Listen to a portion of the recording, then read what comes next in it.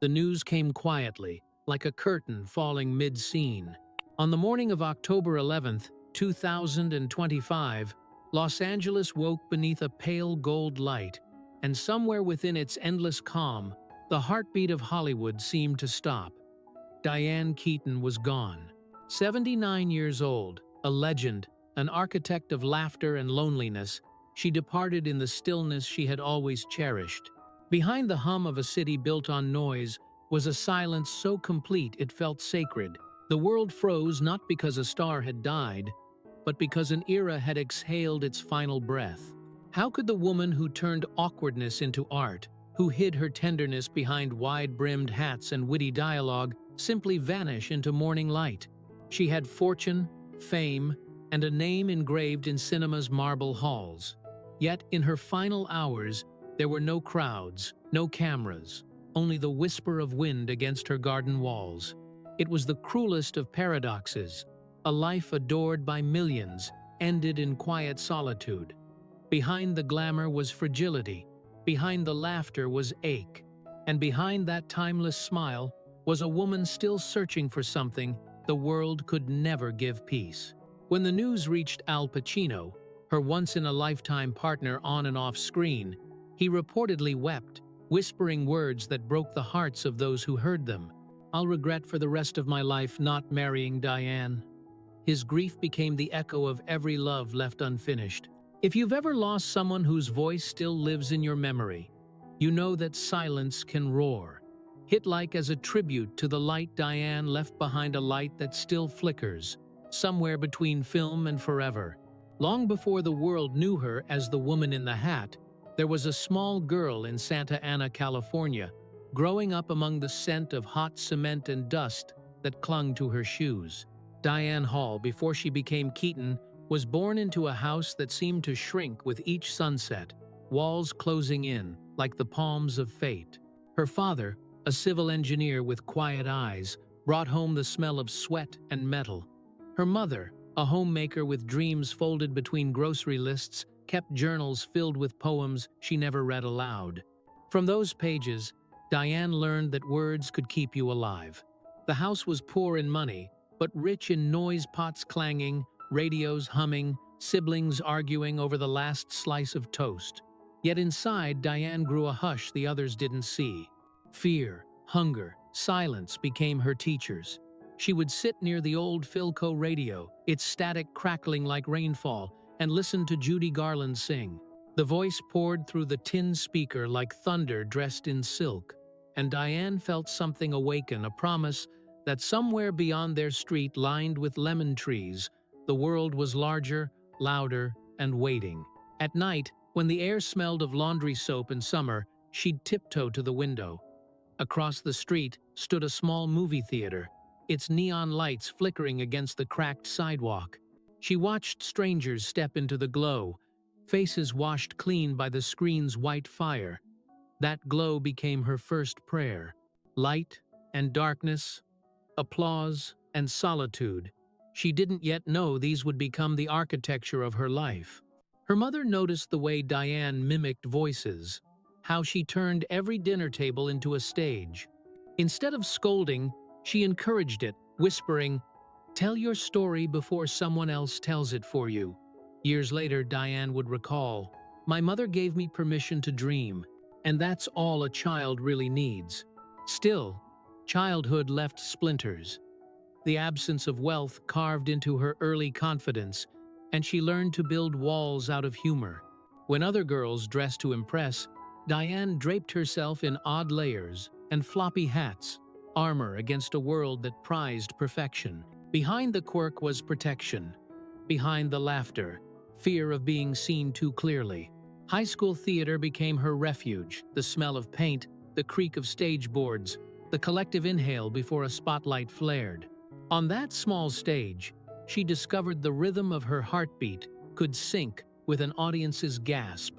She wasn't the poor girl from Santa Ana anymore. She was anyone, everyone, and for a fleeting moment, free. The day she left for New York, the morning sky was the color of ash. She packed 2 suitcases, a borrowed coat, and her mother's old notebook. As the bus pulled away, She looked back once, seeing the house dissolve in distance, a patchwork of love and struggle. That was the day she learned how to build walls from pain, not to hide behind them, but to climb higher.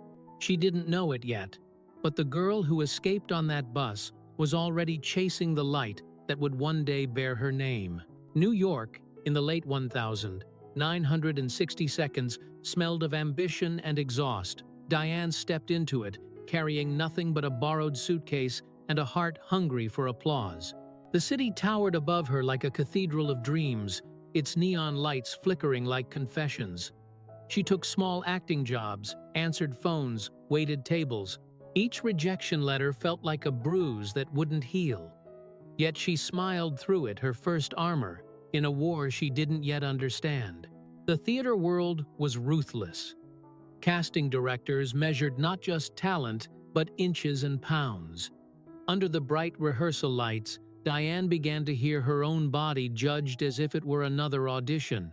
The mirror became her enemy, reflecting both hope and humiliation. She started skipping meals, then overeating, then erasing what she had consumed in the quiet of her apartment. Fried chicken, French fries, boxes of pastries, she devoured them in frantic silence, the air thick with grease and shame. Then came the running water, the trembling hands, the metallic taste of guilt. She would later admit, it wasn't hunger for food, it was hunger for control. What the world didn't see were the nights when her laughter from rehearsals dissolved into tears behind a locked bathroom door. The radio still played her favorite songs, but the melody sounded warped, as though even music had turned its back. Doctors called it bulimia, a word clinical and cold. But to Diane it felt like drowning in her own reflection. Therapy sessions became confessionals. She spoke about fear, fame, and her desperate need to be enough. I kept thinking if I looked perfect, maybe life would make sense, she once whispered to a friend. But perfection was a mirage that moved each time she reached for it. Money was scarce. Some nights, she could afford only black coffee and a subway token. Yet even in the blur of hunger and exhaustion, she never missed an audition. Failure, she realized, had a rhythm, a rehearsal for courage. Each no she received pushed her closer to the yes that would change everything. In 1968, she landed a small role in the musical Hair. The stage lights burned hot, the audience roared, and for the first time in years, she felt the fire of belonging. But fame has its own appetite, and it devours quietly. Compliments about her quirky beauty came laced with reminders to stay thin, to stay young, to stay visible. Behind the applause was exhaustion. Behind the smile was a scream. Her journals from those years were filled with fragmented thoughts, ink smudged with coffee and tears. One line repeated again and again, "Maybe laughter can save me." She didn't yet know that laughter would become her signature, her disguise, her redemption. By the early 1970s, she began to recover, though recovery never felt linear. Therapy replaced purging, friendship replaced isolation. She learned to eat without guilt, to see her body not as an enemy, but as an instrument for art. When she spoke about those years decades later, her voice softened. "I survived because I decided to turn my shame into story," she recalled once, eyes glistening beneath the brim of her hat. But success came with a price.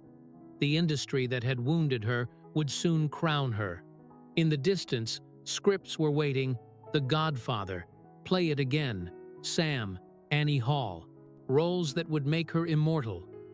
Yet beneath the glitter of that coming triumph lingered the same fragile heartbeat from Santa Ana, the child who wanted to be seen but not consumed. As she stepped into that new chapter, the city lights reflected in her eyes like tiny stages. The girl who had once starved herself for acceptance was about to feed the world with her laughter. She had no idea that her most brilliant roles would spring from the darkness she had barely survived. Fame arrived not as a trumpet but as a whisper. In 1972, when Diane stepped onto the set of The Godfather, she was still that girl from Santa Ana, trying to remember how to breathe beneath the weight of her own dreams. The first day she met Al Pacino, he stood quietly in a corner, his presence dense as thunder wrapped in silk. The air between them trembled, two souls fluent in the language of restraint. There was something volcanic in him, she later admitted, half smiling, half remembering. You could feel the room change when he looked up. Their chemistry burned through the lens, shaping not just Michael and Kay, but the beginning of a love that would linger like smoke long after the final take. Hollywood adored her overnight. The woman with the soft voice and sharper wit, the one who could turn vulnerability into strength, became its newest fascination. The Godfather made her visible. Annie Hall made her eternal. That 1977 film, born from Woody Allen's eccentric imagination, became Diane's mirror, a collision of awkward grace and unfiltered honesty. She wore men's suits and bowler hats, layering herself in androgyny like armor. What the world called fashion was, for her, a kind of therapy.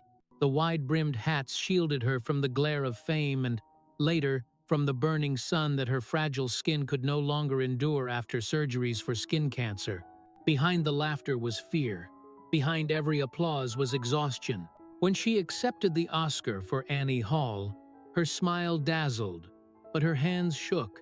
Under the blazing stage lights, she saw not the golden statue but her younger self, trembling in front of that radio in Santa Ana. The world saw triumph. She felt survival. "It's strange," she told a friend years later. "The moment they called my name, I just wanted to go home." Success multiplied, and with it came expectation. Reds revealed her as a serious actress, fearless and political. Father of the Bride painted her as America's mother, warm and whimsical. Something's Gotta Give reminded audiences that age could not dull light. Each role deepened the myth of Diane Keaton, the woman who could turn anxiety into art. Yet what they didn't show was the price of being everyone's reflection but her own. She worked obsessively, afraid to slow down, afraid that stillness would let loneliness find her again. Through all of it, Al Pacino remained the gravitational pull she could not escape. Their love was uncontained, wild as jazz in a basement bar. They argued and laughed in equal measure, two artists too similar to last, too bound to let go. New York's winter nights carried their rhythm, the smell of cigarette smoke, the echo of a piano from a distant apartment, their laughter spilling into the street like warm light against frost. Diane once whispered to a friend, "He's the only man who ever made silence feel like a song." But even music can break on repetition. Al, consumed by his craft, drifted between roles and restlessness. Diane, craving a home rather than a stage, waited through long absences, reading his letters by lamplight. She would hold the paper as if touching his skin, one confidant recalled. Behind the passion was ache, behind the devotion, doubt. When The Godfather Part 2 reunited them, art and life blurred dangerously. Every glance between Michael and Kay carried the residue of their own story, love that burned too hot, forgiveness that came too late. On set, Diane often caught herself looking at him longer than the scene required, memorizing the lines of his face as if time were already stealing them. She later confessed in an interview, "He made me believe in forever, and that was my mistake."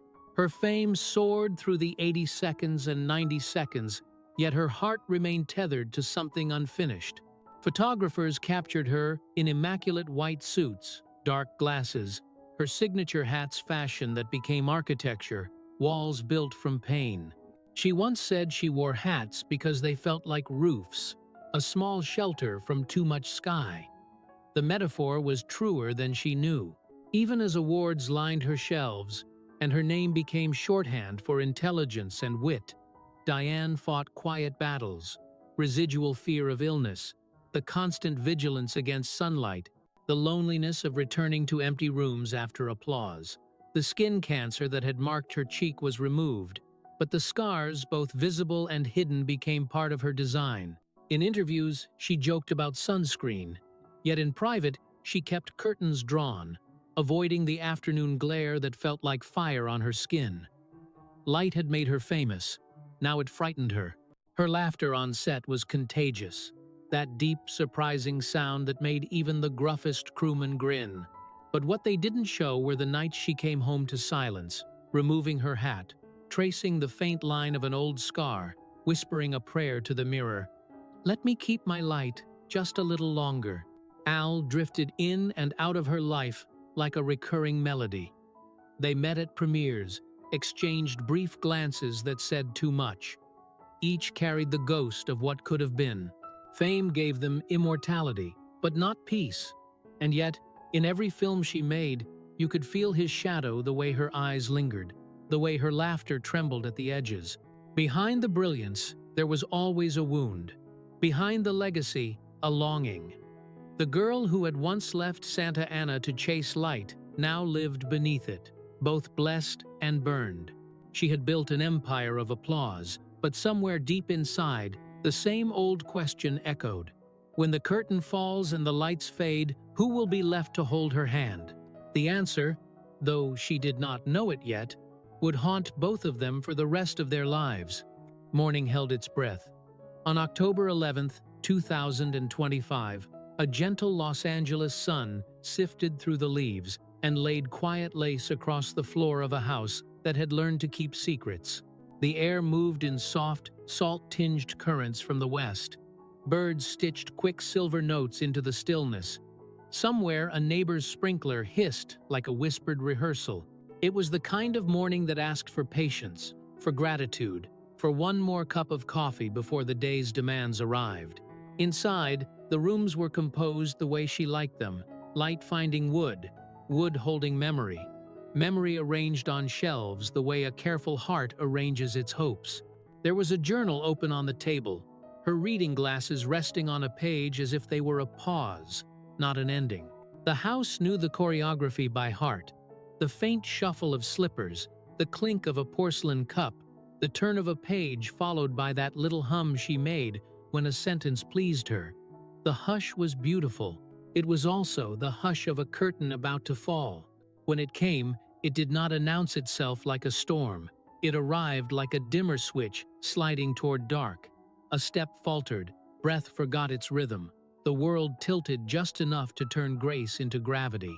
Her hand brushed the journal and felt the cool bite of paper. Her palm met the floor, smooth and clean. The grain of oak, a thin river under skin.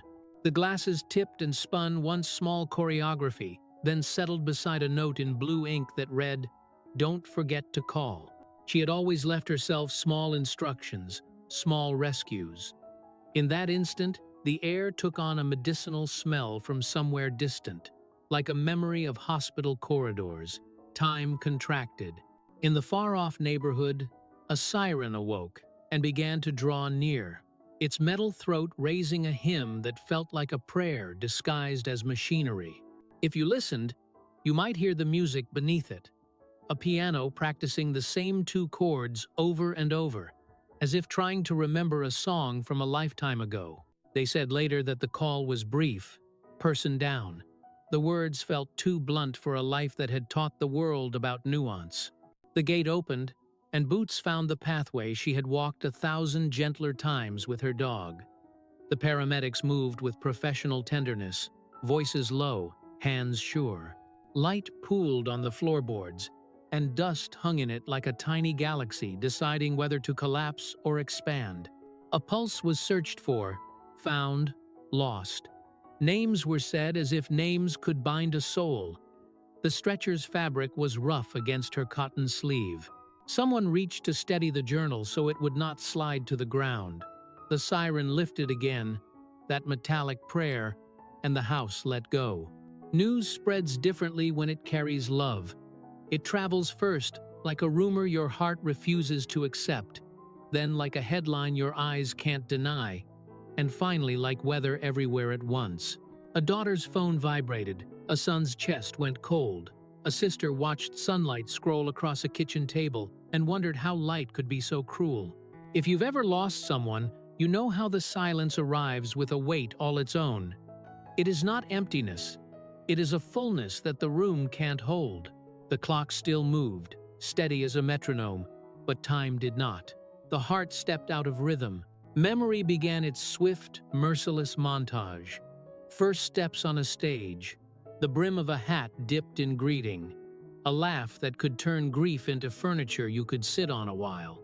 And then grief did what it always does. It set to work building a new room inside the body, a room where the lost still live, touched by breath you cannot see. What they didn't show on red carpets or talk shows was how carefully she had learned to live on the narrow ledge between strength and surrender. What they didn't show were the long afternoons when sunlight felt like fire on fragile skin, and she, who was made to bloom in light, learned to draw the curtains and love the shadow behind the spotlight. What they didn't show were the antiseptic smells that linger after surgeries, the gauze and balm and prayer that turned bathrooms into quiet sanctuaries. The way a hat can be both fashion and roof, sheltering a woman from a sun that had already asked too much. In the days that followed, the world became a chapel. There was no spectacle, no grand procession, no brass band, only a soft pilgrimage of voices arriving to lay down stories like flowers. A piano played the theme from a film she once called The Laughter of Her Soul, its keys a little out of tune, the way memory always is. Friends spoke from podiums and phone screens, in living rooms and editing bays, each voice carving a small alcove in the cathedral of her absence. She could walk into a room and change the temperature, one director said, rubbing his eyes as if the comment might be erased if he didn't watch it leave his mouth. She made awkwardness feel like grace, a co-star murmured, and the room remembered how audiences leaned toward her the way tired people lean toward warmth. Bette Midler, who had traded jokes and survival tips with her in a story about first wives and last chances, remembered the way Diane laughed with her whole body, like a door flung open to a summer porch. Steve Martin, still hearing the echo of wedding bells from a film that made families believe in themselves again, talked about her kindness between takes, how she turned chaos into order with a joke that landed like a feather. A cinematographer described the miracle of her face, how it could be lit from any angle because the light seemed to come from within. "You don't light, Diane," he said softly. "You listen." Behind each tribute was a private ache. Behind each anecdote, a ledger of hours, years, glances, and grace. Somewhere not far away, a man sat with a box of photographs and the stubbornness of old grief. Al Pacino had been the loudest silence in her life. The thunder dressed in silk who taught her that some rooms never close even when you walk out. A source close to him would later recall that he wept when the news found him, hands shaking as if trying to hold time in place. In one picture, he was young and dangerous and not yet haunted. In another, she wore a sweater too big for her, eyes bright with some joke only he could hear. "She was the great love of my life," he admitted once, years after the chance had slipped away, and someone who loves them both remembered him whispering, almost to himself, "I will regret for the rest of my life not marrying Diane." Whether the words were crafted for the world or for the dark that gathers at 3 a.m. hardly mattered. They sounded like a prayer, and prayers don't ask for confirmation, they ask for mercy. The memorial that followed did not announce itself as the final act of a life. It felt more like an intermission. The room dimmed, so memories could set the next scene. There were sprigs of lavender in simple vases, her favorite scent, precisely because it smelled like clean pages and open windows. A screen played moments that had already been engraved on a million hearts. A nervous pause before a punchline that would rewire comedy. A mother's embrace that made a nation cry into its popcorn. A woman in white suits who seemed to have borrowed her courage from clouds. Behind the laughter in those clips was exhaustion. Behind the smile was a scream. And yet the room didn't feel tragic, it felt grateful. People wept the way people weep when they have been given too much and now must carry it alone. From the back row, an old friend remembered the day she taught him how to trust a scene by listening to it before speaking. She said, "Let the silence do the heavy lifting," he recalled. And the silence in the room nodded, capable as an old stagehand. Another friend, a woman who had shared a lifetime of mutinies against perfection, smiled through tears.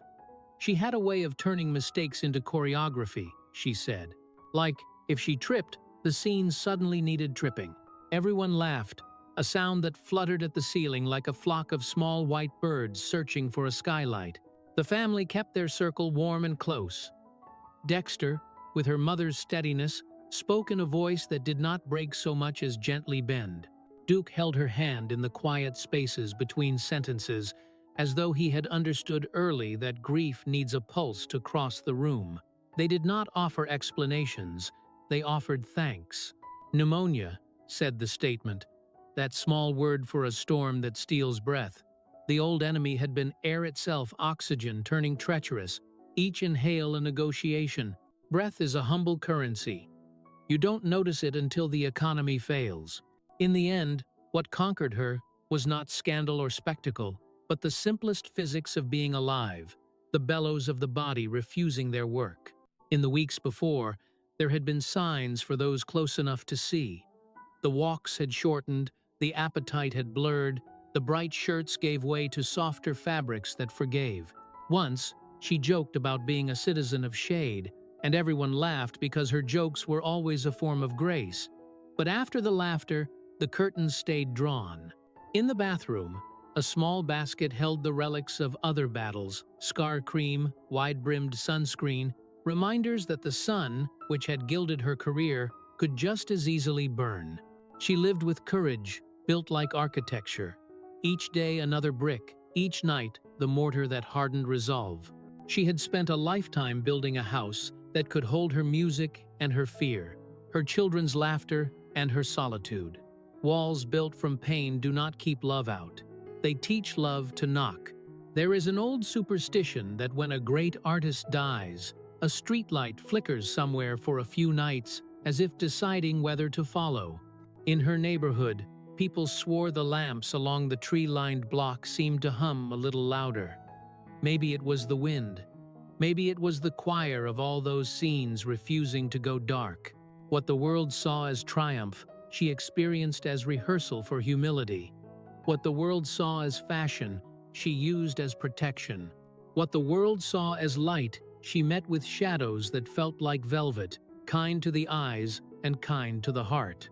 Those who loved her spoke not about fame but about small things. The smell of lemon oil on a table she had just polished. The way she would stop in the middle of a conversation to pet a dog, as if he were a visiting dignitary. The habit of whispering grace, thank you over a bowl of soup. A makeup artist remembered how she would close her eyes and breathe out slowly while the brush dusted her cheekbones, as though surrendering to paint were a kind of prayer. A sound mixer grinned, telling his favorite story. She once held up a take because a distant piano, windows open, had slipped into the scene. "Let it stay," she said. "Real life is always composing." There was talk of how she made space for others, especially women who had been told they were too much or not enough. A young actress, now a star in her own right, said Diane had taught her to wear herself like a suit, tailored, honest, unapologetic. She said, "Don't borrow someone else's mirror," the actress recalled.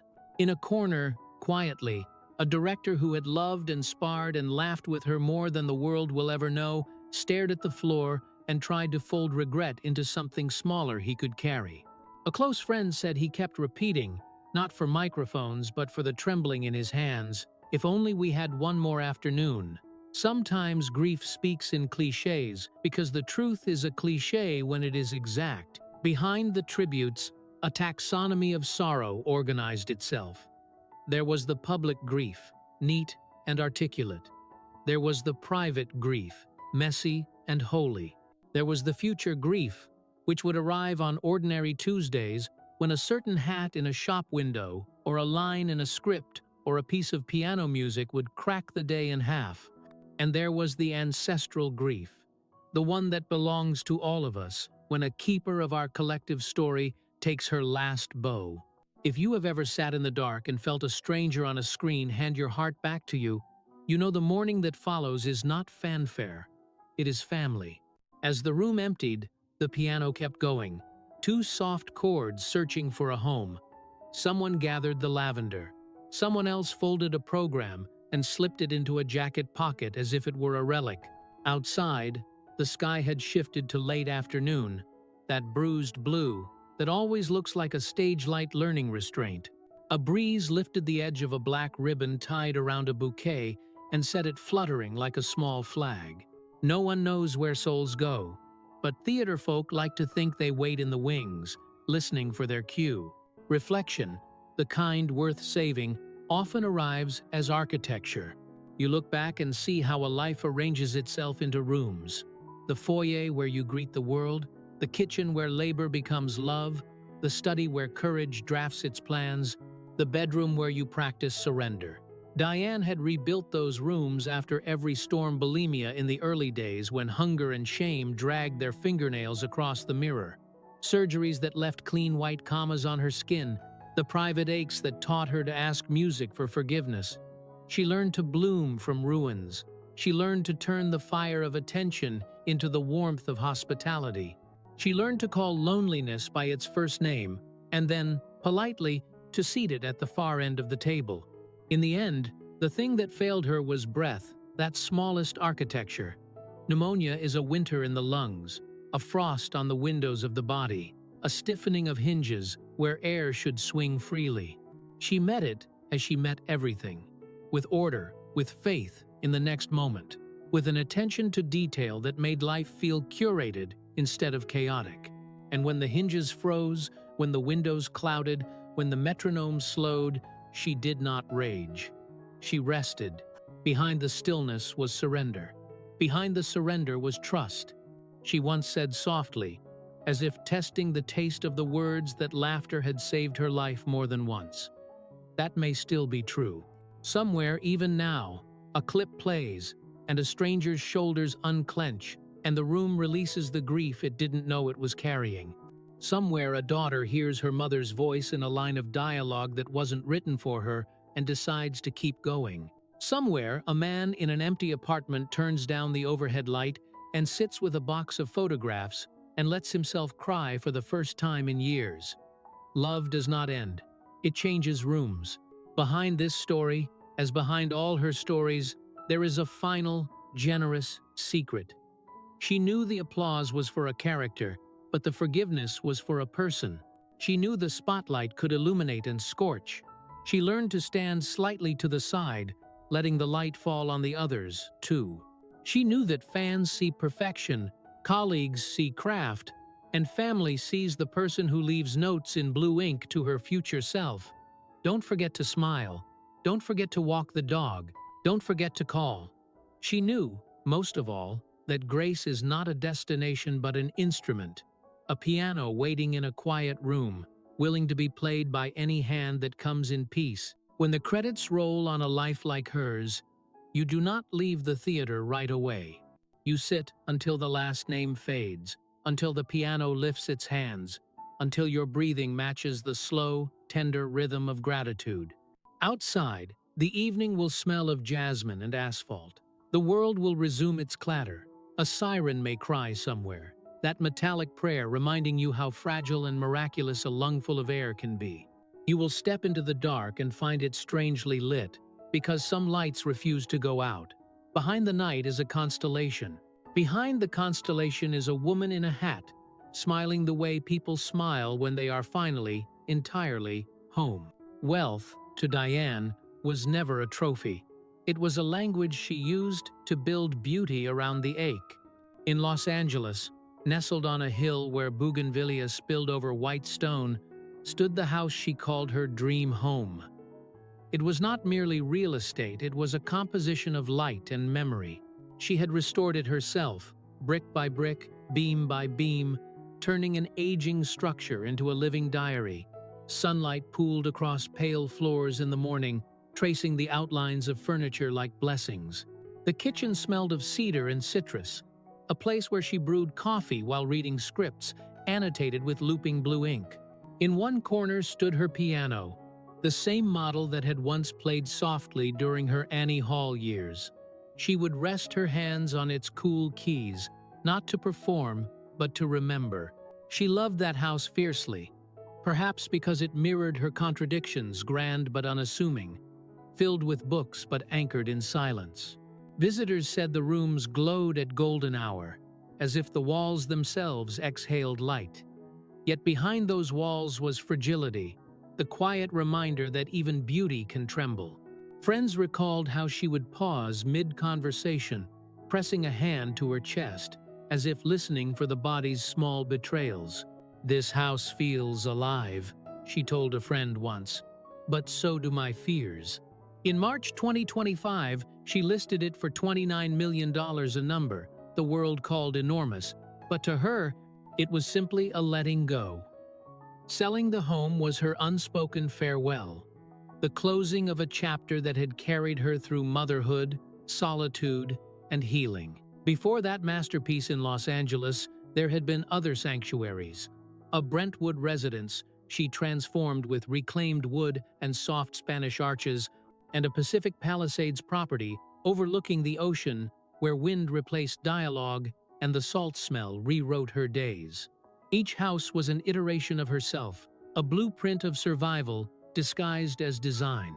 She once said, "I build houses because it's the only way I know how to start over." The architecture became autobiography, every arch a forgiveness, every window a hope. Her garages were quieter museums of identity. She drove a small ivory Mini Cooper through the crowded city streets, the kind of car that made her laugh at traffic rather than curse it. For longer drives to the countryside or to set, she preferred a dark green Range Rover, its back seat always dusted with golden retriever hair, Reggie's invisible signature. That SUV was less a status symbol than a moving memory of loyalty and companionship. She also kept a 1967 Mercedes convertible, its leather seats cracked with time, a relic she once used in a magazine shoot that captured her windswept smile against the California dusk. A friend remembered how she described her cars as rooms on wheels, each carrying a different version of herself. The dreamer, the mother, the actress, the woman trying not to disappear. Her wealth, estimated near $100 million, was not an empire of excess but a map of purpose. Investments in film royalties, directing projects, and her books kept the accounts full, but she spent her fortune the way others spend affection, carefully, deliberately. She never wore luxury like armor. Instead, she built protection in small acts, funding scholarships for young female directors, quietly paying hospital bills for struggling crew members, donating architecture royalties to restoration charities. To her, generosity was a habit, not a headline. When the time came for family decisions, her two children, Dexter and Duke, honored her request that no grand foundations be named after her. Instead, they asked admirers to donate to local shelters and food banks, places where her heart had always lived. She had rescued countless animals in her lifetime, each one stitched into her story. One volunteer remembered the day Diane arrived unannounced at a rescue center after hearing of an injured golden retriever abandoned after a wildfire. The dog trembled in a corner, its fur still matted with soot. Diane knelt, whispering softly, her hand hovering before touching. "Hey, sweetheart," she said, her voice breaking like sunlight through clouds. Minutes later, the trembling stopped. She adopted him that same afternoon. She never just saved animals, the volunteer said. She saved the people who couldn't bear to see them suffer. Her home smelled of earth after rain, candles, and dog shampoo. Sometimes she joked that she'd trade every award for another year of muddy paw prints on her white floors. It wasn't a joke. She loved mess because it reminded her of life's pulse.